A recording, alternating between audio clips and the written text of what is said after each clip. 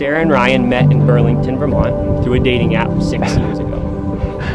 Rumor has it, their first date started off a little rough. As Ryan came to pick Sarah up at her apartment and didn't even get out of the car or open the door for her. He just waited until she opened up the door. Real nice, Ryan. Sarah got into Ryan's car, which was completely full of trash. Hopefully this story gets better at some point. But Ryan took her out for Thai food, but the wait was too long. So Ryan introduced Sarah to sushi for the first time. So she proceeded to get an avocado roll and a California roll, of course. It almost made Ryan end things right then.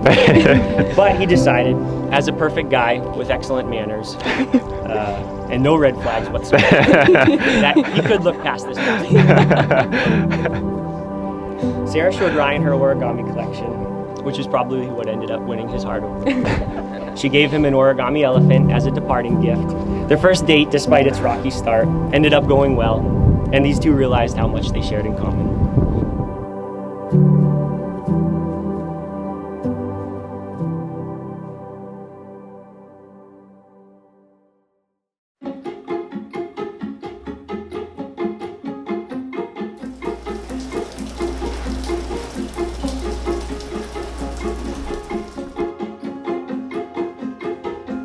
There is something about the last child that has a special place. Number one, they get away with everything. And it's the truth. All the kids above them are just kind of like, Sarah gets away with everything. I'm like, yeah, get over it. So, but it also lends itself as you become a more mature parent, well, arguably speaking, but when you become more mature, you kind of don't sweat over the smaller things and you just kind of let a few things go. But she is one of the most smart, intelligent, funny, quiet in a sort of way. And she has been an amazing blessing to Kim and I and in our family and in our family's life.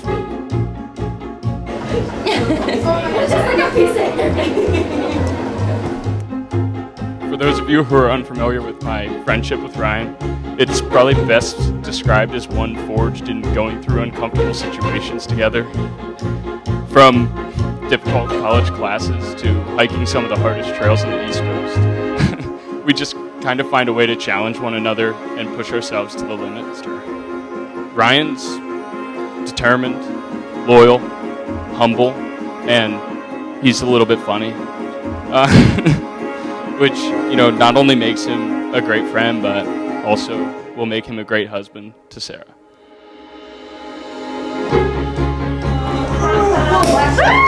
Yay! Okay, we'll get you a little glass.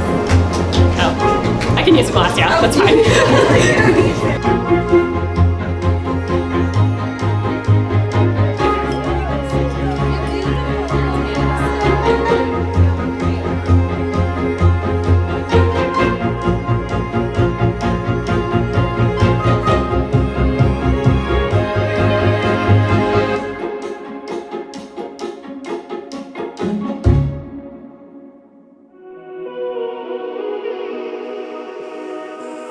In a flash, in a moment, everything can change. So Every beautiful, drop oh my in the goodness. ocean, Oh, it's it'll so find its cute. place when you're lost in emotion, standing in the rain.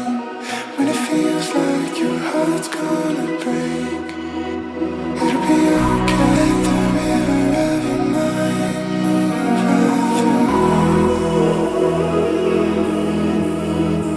It'll be okay. Let the river. Ready? We're gonna count you off. That's in your eyes. Okay, that's 3, 2, 1. Oh my gosh!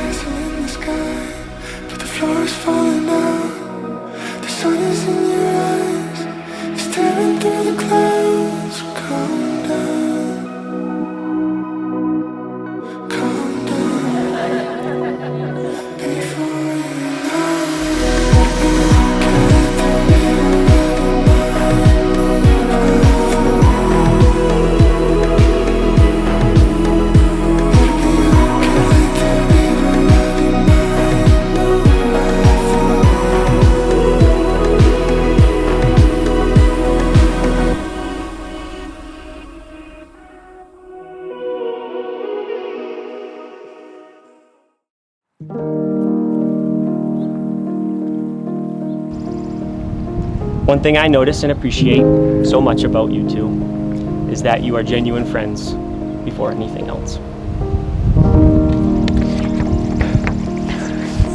Best friends.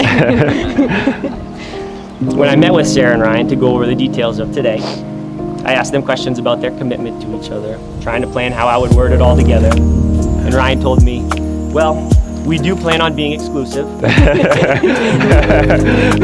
So I figured that was a pretty good place to start at a minimum. You both are here today to make a lifelong commitment to each other. You have been together for over 6 years now. This is nothing new to you. Marriage can be hard. Life can change quickly. Job changes, financial changes, personal changes. This is where the testing of your commitment comes into play. Ryan, Sarah's gonna get a little older. She's gonna get a few wrinkles. She might slow down a little bit, all right? And Sarah, 50 years from now, Ryan is going to look the exact same. Those initial impressions, the initial attraction is what matters. And then you fell in love. But love that is going to last forever is much more than that. Unconditional love is not a natural thing. Love is going to be a choice that you will have to make every single day. You may not feel like loving each other all the time, and that is when you choose to love each other because of these commitments you're making today. Sarah and Ryan have chosen to write their own vows, and they will share them at this time.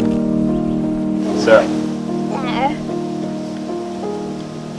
Just talk at the end. It's rare for me to be able to recollect a time in my life and feel those emotions from that memory again. Luckily, one of those times is the moment I realized that I was in love with you. We were on a hike in New Hampshire, freezing cold, in the midst of winter. Excuse me. We spent the night before sleeping in the front seats of my Honda Civic. Woke up bright and early and hiked through the snow and ice for the entire day. We were grossly overprepared, each carrying enough water to keep us alive out there for an entire week. Extra snow pants, snowshoes, even an ice axe. There's enough stuff to triple the weight of what we should have been carrying. And I remember being so exhausted on the way down that I couldn't take another step. And so we sat in a snowbank, my legs trembling in pain. We ate gummy worms together. And I remember looking over at you, and you had this small, beautiful little smile on. I was thinking, how can I not be in love with her? I'd come up with some dumb idea on how to spend a weekend, put next to no thought into it, and not only did you come with me, you had fun with me. It's exactly what I wanted in a partner, and all I could think about was how amazing you are. I couldn't even focus on the hike, how much pain I was in, just you. It all became so obvious in that moment how much I cared about you. It was this overwhelming emotion that rose up so fast, and it's a feeling I'll never forget. I was, and still am, deeply in love with you. I'm sorry. Looking back, there's so many reasons why. You're caring. I know you won my mom over when you flew to Dallas so I wouldn't have to drive all the way back home alone. You make me laugh every day with all your bits, turning simple moments into memories. You just coming home and us eating dinner together is so often the highlight of my day. Even when we do nothing, which isn't often because we somehow have all the same hobbies, when we do in fact do nothing, it's always full of love and laugh and memories. I love the way we always split meals when we go out to eat, or how you awkwardly give nucks when you don't know what to say. I love the way you bite your ice cream, which is apparently a rare trait. You have such a big heart, Sarah, and you give so much to those you love, and I'm lucky to be one of those people. When I was in Vermont, I had no plans of meeting the love of my life. What I thought was that at the end of my internship, I would move away and probably never be back here. But luckily, I met you, and you're impossible not to fall in love with. And now here we are, back in Vermont, getting married. Ryan, ever since the day we met, we have hit it off seamlessly. I don't know if it was my origami demonstration that I showed you on our first date or the juggling show you performed to all my roommates, but for some reason we decided to see each other again.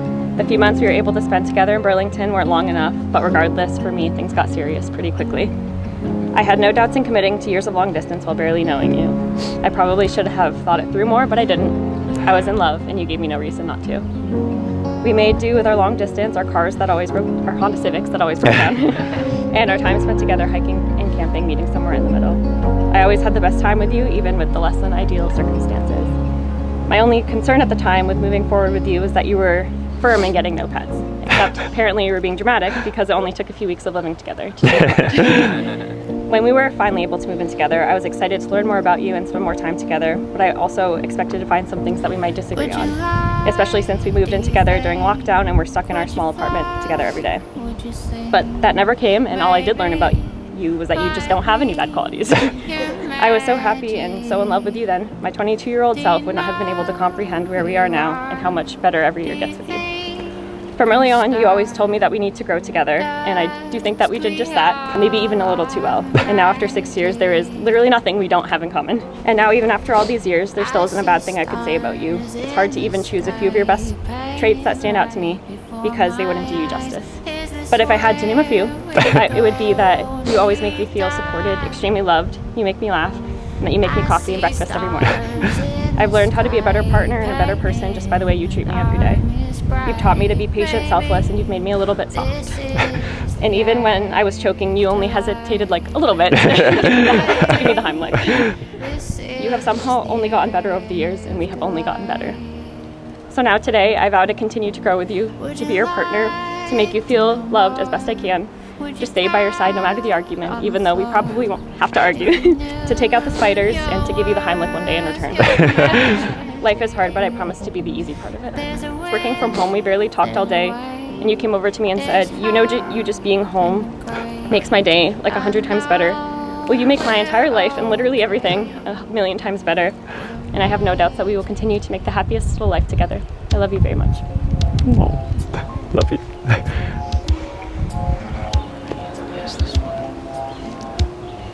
Ryan, please place the ring on Sarah's left hand.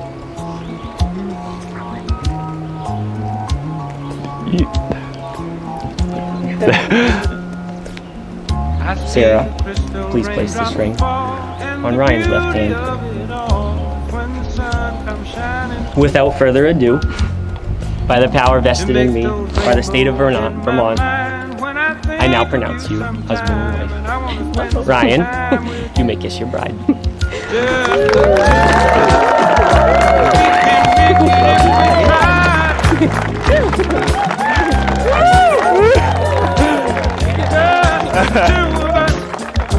Building castles in the sky.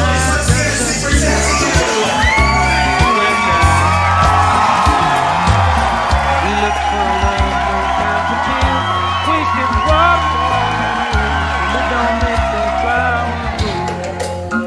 Just the two of us. We can make it if we try. Just the two of us. Just the two of us.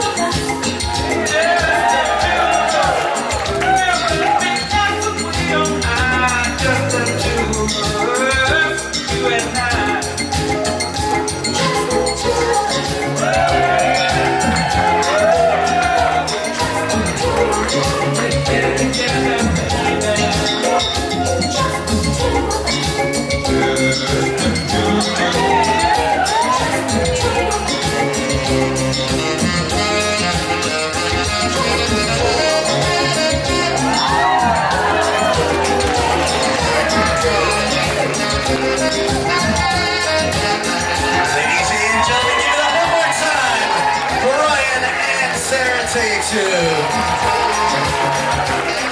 you may be seated.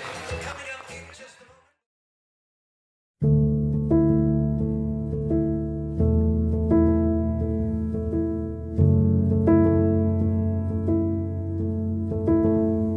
moment. So, I'm Nate. I've known Ryan since we were 12, which means 15 years. And I'm so happy at the ceremony they mentioned the Honda Civic because I didn't know our friendship would outlast that car. And I'm really happy we did. And to keep it short and sentimental, because too many times you don't take the opportunity to tell someone so close to you how you feel. And we take those moments for granted. And this is one of those special days where you don't. And to get this opportunity, I put pen and paper together because Ryan and I were those friends that always did everything together. And I wanted to find just this anecdote to summarize his character for everyone that he was becoming family with today. And I failed because I wrote everything we ever did out together, and you just can't pick from one of those moments. He was always kind when someone didn't deserve it. He was always brave when someone was shy. He took risks in life that nobody was willing to do growing up. Ryan's the most inspiring friend I could ever have in this life. So I couldn't pick one moment to summarize his character because it's been our entire friendship. We used to go to this place as kids. It was called Top of the World, which is the corniest name in all time. But you could see the city lights in the distance and the stars hanging in the sky. And as boys, we used to go up there with our friends and talk about dreams and the things we were going to do in life. And, you know, we all knew what we were saying and we were having fun, but life goes on. You grow up, you make decisions. But when Ryan talked about his dreams, they were happening. And nobody believed it, and I thought he was never going to do it in a million years. But everything he said he was going to do in this life, he's done. And to Sarah, tears are coming, but when you have a friend that you spend almost every day with growing up, you just really hope that they get to find someone they get to go on the adventures of life with. And I'm just so happy that's you. Because the way you make him feel, the way he talks about you, they're just going to be a better person in the world for them. And to Ryan, you didn't grow up with brothers, and that was easy to see.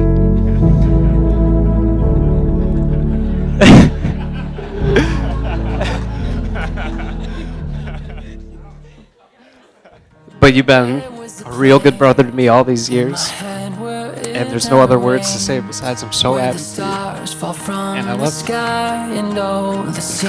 Eat, drink, dance, laugh. Let's celebrate this beautiful couple as they begin the next journey. Now that was a toast, but I have nothing in my hand. So there We you love go. you truly and wish you the happiest lifelong love. To the Taters. Congratulations. Cheers, everyone. And usually this is the point where you wish them luck, but like they don't really need wishes when you have a sure thing like this. Let's just say congrats and cheers one more time.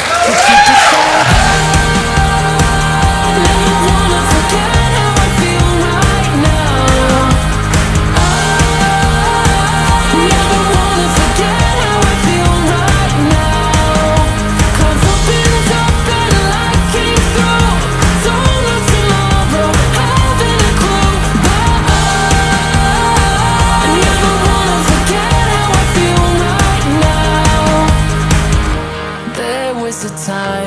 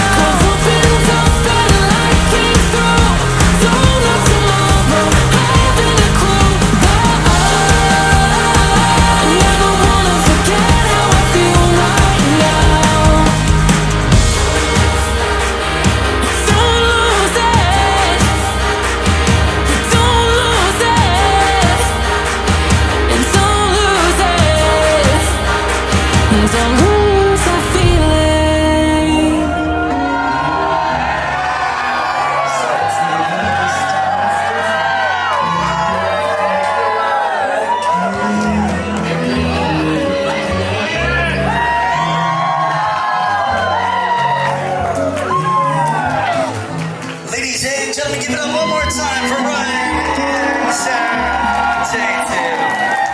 Many years of health and happiness to you both. That is just about our time. One more time, please, for Mr. and Mrs. Take two.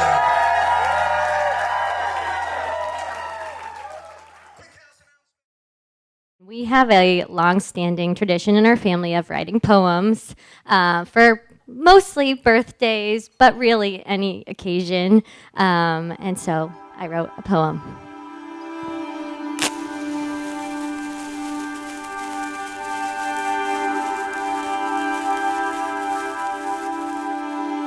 I want to welcome you all to this celebration of love.